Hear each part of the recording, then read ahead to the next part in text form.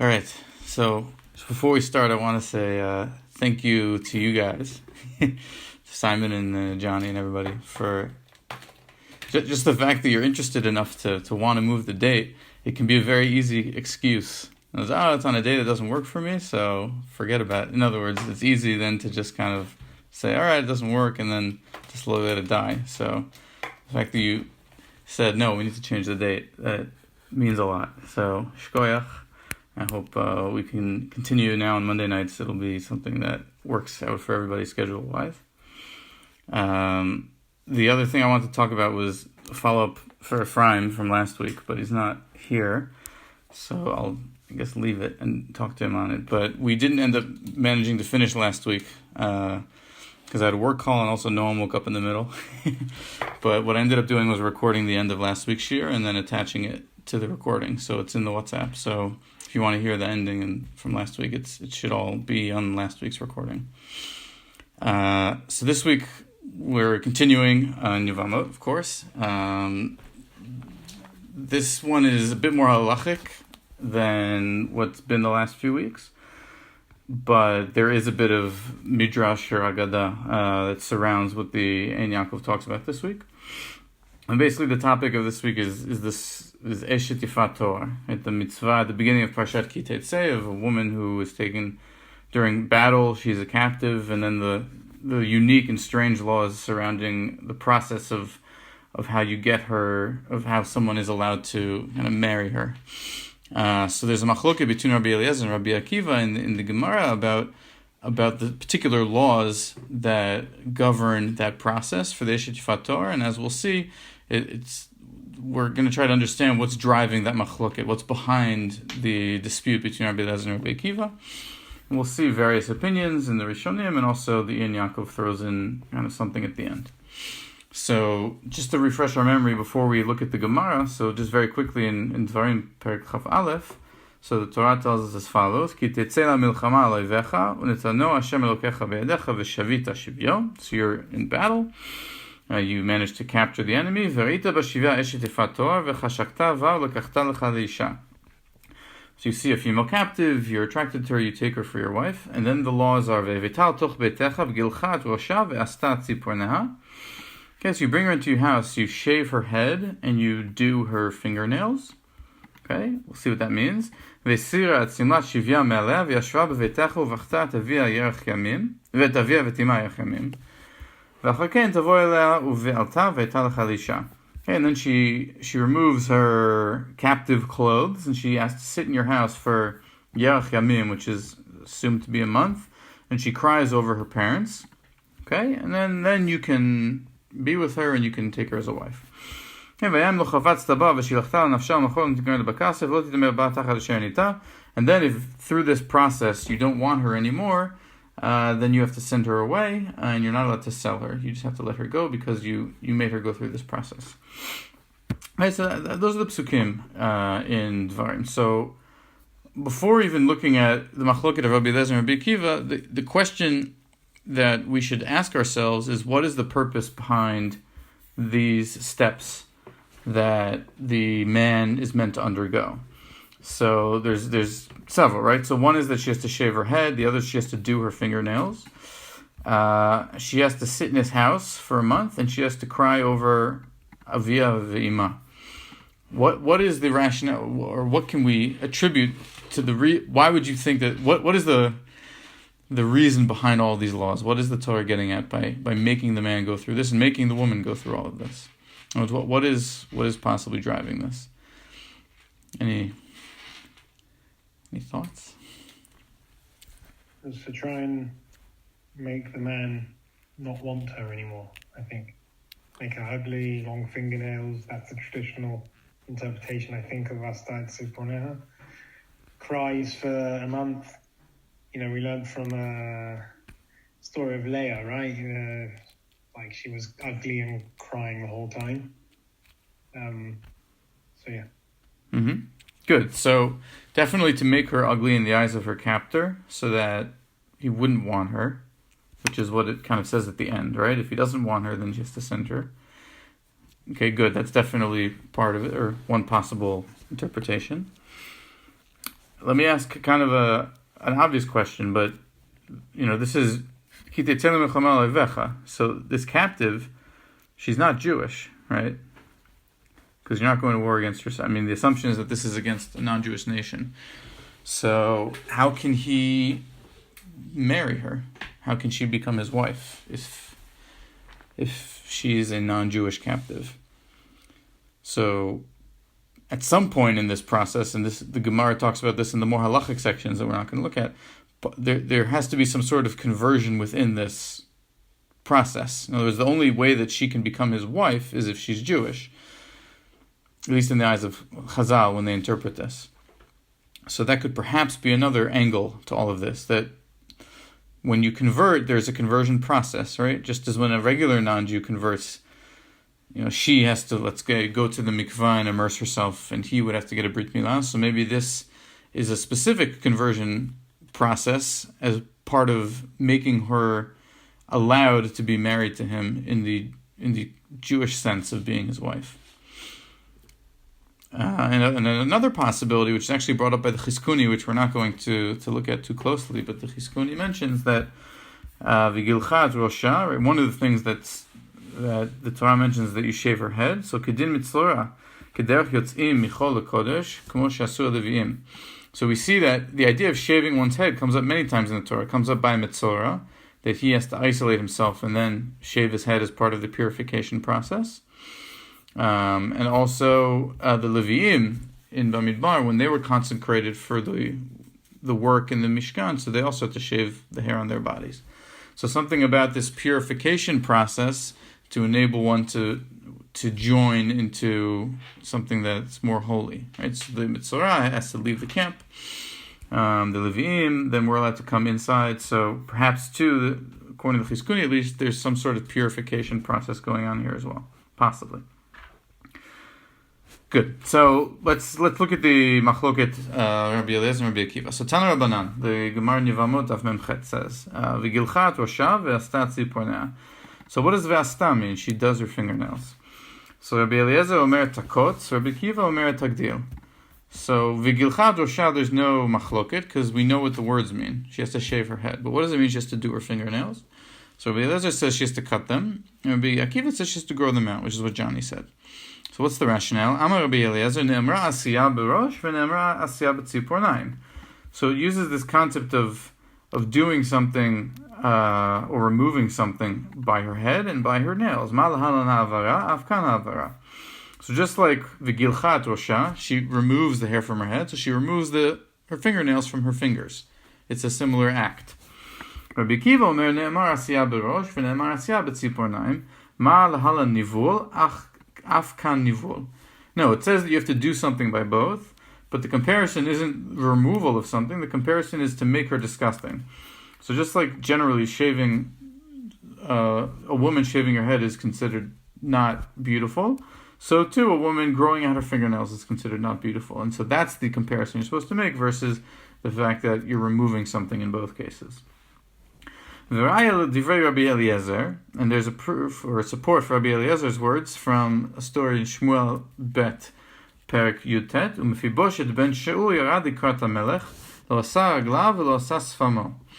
Okay, so Mephibosheth is coming to meet David after he's coming back from the merit of Avshalom, where he ran away. He's coming back. Mephibosheth comes to meet him, and Mephibosheth was in a state of mourning because David had been exiled, or had run away. He left Yerushalayim. So the description of that mourning is that lo asa raglav velo asa sfamo, that Mephibosheth did not do his legs or his mustache. My asiyah ha'avara, right? And in this case, it's obvious that the asa in this case is referring to shaving or removing hair, because he's not growing out his legs, right? So he did not shave his legs, he did not shave his mustache, and so too, v'asta tzipornea, she did not cut her fingernails. So that's the raya for Rabbi Eliezer. Okay? Then there's a second machloket as well. Tana Rabbanan, v'uvachta et Aviya ve'et ima. So if you remember, the first part said she has to shave her head and then do her fingernails, and then it said she has to live in his house for a month, and she has to cry over her parents. So I don't think any of us question what that means, in the sense that she's been taken captive in battle, she's stuck in this foreign man's home, he wants her to be his wife, so she's crying for her family, for her lost life for, she's crying over what was that will no longer be, because she's been taken captive and is forced into a new life. And that's indeed what Rabbi Eliezer says. Rabbi Eliezer Omer, Avia mamash, ima mamash. It means her parents, her literal parents, that she's crying over her parents. She's in mourning because of the situation that's happened to her. Rabbi Akiva Omer, Avia ve'ima zu avodat kochavim. V'chein hu Omer, omrim la'etz aviata. So Rabbi Akiva says, no, her parents here it doesn't mean her literal parents. It means her parents in the religious or ideological sense, like her upbringing, what she looks up to, and that's her idolatry. That she's crying over the fact that she had a pagan religion and that she worshipped those gods, and now she's mourning the loss of that. So that's obviously not the pshat in this case. Rabbi Eliezer seems much more pshat oriented in this situation. So we saw two machlokot, Rabbi Eliezer and Rabbi Akiva, both in the context of Eshetifat Torah. So one question we should raise is, are they? Ron, can I ask you a stupid question? You can ask a question. Yeah. Okay. We'll see if it's stupid. Okay. All right. Why doesn't anybody bring Eov here? Because doesn't Eov shave his head as a mourning practice when his sons are killed? And it doesn't seem like anybody tries to connect the head shaving or the nails to the mourning. Oh, good. So that's a good question. I don't know about the Eov piece in particular, but I think that ties to what we were saying. Is this a mourning? Is the point here that she has to go through a mourning process, and this is some sort of mourning? Is it a conversion? Is it what is going on here? What is the emphasis behind the process? So, right, we said the shaving of the hair, so it could be a purification process, which would kind of relate it to perhaps a conversion, or it could be related to a mourning process in the sense that she has to grieve, right, the 5 stages of grief. She has to go through this process of being in anguish over the life that she lost, so that she can accept the life that she now has to join. But is that like you said, is that more of a mourning, or is it more of this purification for a conversion? Go ahead. I just find it odd that neither of them bring that. I guess I'll have to look it up again, but I'm pretty sure that also head shaving is at some point was a mourning ritual as well, especially amongst I don't think it was a Jewish type of thing, but it certainly is brought down in Tanakh somewhere. We can just look it up and call me out on it now. Let's take a quick look. If I can't remember. No, that's all right. I would say kind of, we've touched on it, but the more general question is this whole thing aimed at the man or the woman? That's okay. Tough. Good. Abba, what do you mean? Yeah. Well, is it about, two people are undergoing a transformation of some kind, right? The man who is, looking to have a new partner, and a woman who's gone through this terrible trauma and will be, presumably against her will, be forced to be made somebody else's wife, right? So all of the, well, there's one restriction on the man, which is he can't take her as a partner during this month period. So that's his restriction, and most of the other stuff has to do with the woman, that she has to do this and not do that, etc. So the question is it primarily intended to create some transformation in the woman, to make this a less traumatic thing by giving her some time and space to mourn and to get used to the man being in his house, for a month and all this other stuff? Or is it more about creating some kind of psychological transformation in the man when he sees, that she, maybe his initial lust is reduced by seeing her in this state of, not attending to herself physically, and then she's sitting there crying for a month, to maybe to give her a way out of this by cooling him down. Yep, I absolutely. So I think what's clear is there's some interplay of both going on. As the purpose of this is definitely for both of them, and what I would kind of pose is for Rabbi Eliezer and Rabbi Akiva, which one is emphasizing which, or are they both emphasizing both? Right? In other words, what I think seems clear is the Rabbi Akiva says explicitly that the reason for the growing out of the fingernails is l'tzorech nivul, right? And so that would be geared towards the man, right? In other words, he needs to be cooled off. And if he sees her disgusting for a month, so maybe he'll lose interest, right? Like you said, Abba. But then according to Rabbi Eliezer, she has to cut her fingernails. So in that case, it's just this idea of cutting, which is related to the mourning practice, and then it would maybe be more geared towards the woman. In other words, she has to shave her head, and she has to cut her fingernails. We'll see that Yun Yaakov actually says that cutting fingernails is also a mourning practice, just as shaving the head is. In which case, the reason behind the enactment of shave your head and cut your fingernails is primarily for her to give her that process, the cathartic process to get over what's happening to her. Whereas Rabbi Akiva thinks the focus is more on dissuading the man from going through with this process. So, to your point, it could be that this is behind what Rabbi Eliezer and Rabbi Akiva are fundamentally arguing about, is who is the main target behind these enactments. And potentially similarly with the second one, though we'll see, maybe we can divide between them. But in the second one, Uvachtat Avia v'timas, Rabbi Eliezer says literally her parents. So of course that's for her, that she has a chance to mourn her parents. Rabbi Akiva says, no, it means Avodat Kochavim, which actually means that she has to reject her idolatry in order to convert. She has to be willing to become Jewish for him to marry her. And that could be something that's on him to convince her to do that, or it's for her as well, but possibly there we can also make that chiluk. But there I think it might be a little bit more difficult. But certainly I think that's what's going on, to your point, Abba. And this is against the background where we have so little about Giur and the potential nature of Giur in the whole biblical period, up till, Megillat Ruth or whatever. We know so little about what the practice was at the time. Yeah, so the way this comes up, I wasn't going to talk about this, but it's in Yevamot Memchet. This is the section of the Talmud that talks about Giur. In other words, this comes up kind of as an aside, as part of a larger discussion of conversion. And this is brought as kind of one example that is in many ways similar and in other ways different from the classic, the classic way Chazal view how a person has to convert to be a full-fledged Jew. You're right. A lot of that is not in the Psukim necessarily. And Chaim, to your point, yeah, so Eov shaves his head. You were right. It says Vayagos et Rosho. It doesn't use the word asa or gilech. It uses Vayagos, like shearing sheep, I suppose. But certainly it's a mourning practice for a non-Jew here. So it's a good point that they could have brought that. Rabbi Eliezer perhaps could have brought that as a proof for the idea of what is brought. Perhaps the reason it brought Mephibosheth instead of Eov is that for Mephibosheth it also means mourning. That's clear from the context, and it uses the word asa. So that's a stronger proof for Rabbi Eliezer because the word we're trying to understand is asa. So it makes sense to bring another pasuk for mourning where asa means mourning. But Eov also clearly mourned by shaving his head as a general practice. So it's a good point.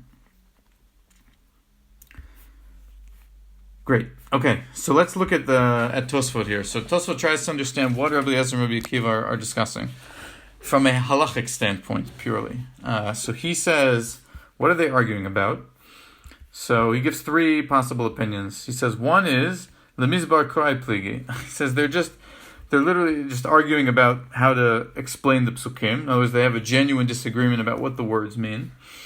And there's nothing too interesting halachically about what they're debating. In other words, the fact that they argue about, does she have to mourn her parents or her avodah zarah? It's just how they interpret the words avia and ima in this context.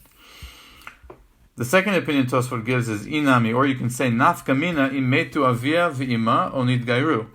So Tosfot says, what happens if her parents are dead, or they converted separately from her? But let's say if they're dead, right? So according to Rabbi Eliezer, who says that she has to mourn her parents for a month, so if they're dead, there's nobody to mourn, right? And so maybe that restriction wouldn't apply. But for Rabbi Akiva, who says that it doesn't really mean her literal parents, it means avodah zarah, so who cares if her parents are alive or dead? She still has to go through that process. And the third opinion Tosfot brings is the Rivan, who says, Rivan piresh del Rabbi Akiva tzricha shetachfor ba'avodat kochavim kodem shetiba'el lo. that Rabbi Akiva, and we alluded to this, halachically Rabbi Akiva requires her to renounce her idolatry and accept Judaism before he is allowed to consummate the marriage with her. In other words, Rabbi Akiva here is being perhaps a little bit more radical when he interprets. It says "Ve'ayim lo chafatzta ba shilachta lenafsha," right? That if after a month he doesn't want her, he has to let her go. But according to Rabbi Akiva, it's not just he who has the final say after a month. In other words, of course, he after a month can send her away if he doesn't want her and she's disgusting in his eyes. But also, if she refuses to accept Judaism and says, I remain committed to my Avodah even after a month, he's not allowed to marry her either. Uluferusho, and according to his opinion, lo atik Rabbi Akiva hadikatani leil b'divrei mishelo kibla alea. Okay, so that's another machloket potentially between the two, because Rabbi Eliezer, who says that she has to mourn her parents, so it doesn't have any. He doesn't seem to weigh in on the question of if she doesn't reject her avodah zarah, is he allowed to marry her anyway and force her to convert? Right? Rabbi Akiva he seems to care more about the fact that she needs to herself, from her own volition and will, on some level, accept Judaism for this to be a valid conversion, whereas for Rabbi Eliezer, that seems to be less of a concern. So that's Tosfot of how they read the pure halachic potential distinction between Rabbi Akiva and Rabbi Eliezer on this phrase of Achtat Aviya Vetima. But again, I think what's more concerning us is the underlying, not necessarily the halachic distinctions, but more fundamentally what each rabbi is trying to understand that this is really all about. Just want to look, before we read the Iyun Yaakov, so look quickly at some of the Midrashim. So the Targum Onkelos, who traditionally translates very literally and on the Pshat level. So here he says, the way he translates V'gilchat roshav astat zipornei, he says V'ta'elina lego levetach, he brings her to his house, U'tigalach yat resha, he has to shave her head, she has to shave her head, U'tirabi yat tuf renaha, and she has to grow out her fingernails. So here Onkelos interprets asta the way Rabbi Akiva interprets asta, which means to grow out her fingernails, which is interesting because again, Onkelos usually translates literally or in a pshat way, and we saw Rabbi Akiva is not necessarily the simple reading of these psukim. Rabbi Eliezer is more literal, both in the asta because there was the support from Mephibosheth, and for Achtat Aviya Vetima because he says mamash, it literally means her parents.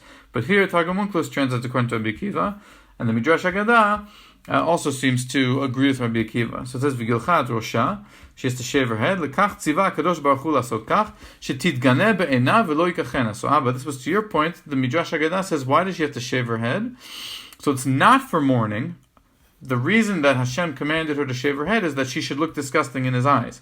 So it's not a mourning practice, but that she should look disgusting. So that seems to be more Rabbi Akiva, that the reason for her to shave is for him, that he should grow to, his lust should cool off and he shouldn't want her. Versus Rabbi Eliezer, who would be more in line of she has to shave her head and cut her fingernails as signs of mourning for the inui that she has to go through. V'astat tziporneha, l'shon ribui, it means to grow them out. Ma giluach kiur, af asiyat tziporneim kiur. So just as one is disgusting, so to the other is disgusting, just like Rabbi Akiva. And then the Midrash Haggadah also says, V'achtat aviya vetima. So here, he doesn't just say according to Rabbi Akiva, he quotes both opinions that we saw in the Gemara. So he says mamash, it means literally her parents, which was Rabbi Eliezer. V'yesh omrim ze avodah shela, shneimar omrim la'etz avia atar le'even atiladetani v'chu. So for the first machloket, the Midrash Haggadah says just according to Rabbi Akiva, and the second one he quotes both opinions and says yesh omrim l'kan l'kan. Just before we read the Iyun Yaakov, so just in the Mishnah Torah and the Rambam, so the Rambam spells out the reasonings that we've alluded to, at least according to Rabbi Akiva. So the Rambam says, "V'ketzad din Yisrael b'fator." How does Eshet Fator work? So in Hilchot Melachim u'Mamlechot, achrei shiv alena bi'arishona. So this itself is a machloket, a halachic machloket, that Rashi says that he's allowed to sleep with her once, and all of the laws that we've discussed are only for the second time and onwards. But in battle, when he captures her, he's actually allowed to to be with her one time. And Tosfot say, Ma pitom, all of this preparation is for that first time. That he's not allowed to be with her at all until he go through all this. So here the Rambam says also that he's allowed to be with her once. If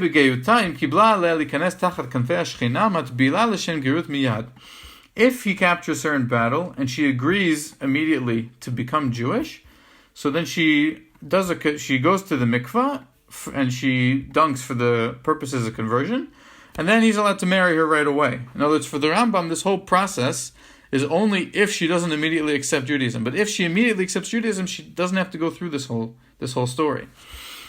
V'im lo kibla, but if she doesn't accept it, tesheh beveito 30 yom, she has to sit in his house for 30 days. Shneimar v'chtat Aviha v'tima yochemim, v'chein bocha al data ve'eno mon'a. So here the Rambam seems to be interpreting, according to Rabbi Akiva, that when it says v'chtat Aviha v'tima, that means she's mourning over her religion. Ve'eno mon'a, and he's not allowed to tell her, stop crying about your religion. She has to be able to go through that process. Umegadelet etziponea. Here it's explicitly like Rabbi Akiva. She grows out her fingernails and shaves her head. And the reason for this is that she should become disgusting in his eyes. In other words, this whole story seems to be for him, just as Rabbi Akiva said. And then the Rambam says something which I think is rather interesting. He says, and she has to be with him in his house. What does that mean? Nichnas v'roeota, yotze v'roeota, kadesh yakut ba. That every day he goes to work, and he's going out to work, he sees her sitting there on the floor crying, with her hair shaved and her fingernails all grown out. He goes to work, he comes home, he sees her there on the floor. He does that for a month. He comes in and he sees her, he goes out, so she's always there. And the reason is so that she should become disgusting. But he's allowed to try to talk her into converting. And if she says, okay, I'll become Jewish, then she's a full convert in every sense of the word. And if she won't do it, then according to the Rabbi Akiva, which the Rambam paskins like, then he's not allowed to marry her because she has to be Jewish. So that's how the Mishnah Torah codifies the halachot here. Let's just wrap up with the Iyun Yaakov quickly. So is all this then a contingency plan in the event that she doesn't convert to put the guy off her? For the Rambam, it seems that way, right? It would seem that if she doesn't convert right away, then he doesn't say this, but I would posit, perhaps if she doesn't convert right away, because why would she convert, right? She's taken against her will, she's put in this situation, it would be shocking if she wanted to convert. So the fact that she doesn't convert immediately, you want to put him off from taking her, because it's not going to lead to a healthy marriage, right? Which is Rashi's famous comment on the beginning of this parsha, as Eshet Fator leads to a Ben Snua, which leads to a Ben Slera Mora, right? You're starting something that's not good. The Torah is trying to put you off from all of this. So, the Chazal famously say the whole reason why there's the allowance for this is Dibrat Torah Keneged Yitzhara, that when you're in battle, so people's animalistic instincts are heightened. If you said you're not allowed to have these, not allowed to do anything, so then the assumption is that they wouldn't be able to resist themselves. So instead you say you can have her under these conditions, and then you're hoping that he will cool off and not want to be with her. And if he waits long enough and still wants to be with her, then it means that perhaps there is something more substantial than just pure lust behind his desire for her. But yes, it's ultimately a contingency plan. Did you see any source at all from Chazal that hints that there may be some approval for forcibly converting someone? Is that ever an option? So I think that's Rabbi Eliezer. In other words, Rabbi Eliezer would seem to say that it's more complicit silence. That he says she has to stay there for a month. She has to mourn. The purpose of these practices are to mourn, not to dissuade him from being with her, but for her to mourn, which means implicitly the idea is that this will lead to an eventual marriage if she's mourning already from the day one. And then he doesn't seem to say, the Torah says if he doesn't want her, he can send her free. It doesn't say anything about what she wants. And so for Rabbi Eliezer, she's mourned, and then he can force her to convert. I think that's, I don't know the sugya well enough, but I think that's what Rabbi Eliezer would hold. And Rabbi Akiva very strongly disagrees with that and says she has to reject her paganism and he has to still want to marry her. It has to be mutual. But that could also be part of the disagreement here. Not just who are these laws for, but how do we relate to this very unique case of conversion? Can we convert people against their will? Right? So Rabbi Akiva is uncomfortable with that concept, perhaps. Rabbi Eliezer would say, under these circumstances, it's something that maybe is we'd be okay with. There are situations where you force people to convert. Right? There's these laws like a shifcha kenanit that you can force her to convert. There are other situations where you can force people to convert, but I think it's Rabbi Akiva would frown upon it and is trying to shy away from it in this situation. But I need to read more about it to understand that better. Okay, great. So the Iyun Yaakov, he just makes a final comment, which we actually spoke about. But Rabbi Eliezer omer takotz, right? So Rabbi Eliezer says she has to cut her fingernails. Pirish Rashi, Atziporna in Kai, it's talking about her fingernails. V'afagav delav nivul hu gzerat hakatuv ad kan lashano. So Rashi says, why does she have to cut her fingernails? So for Rabbi Eliezer, cutting fingernails isn't an act that's disgusting.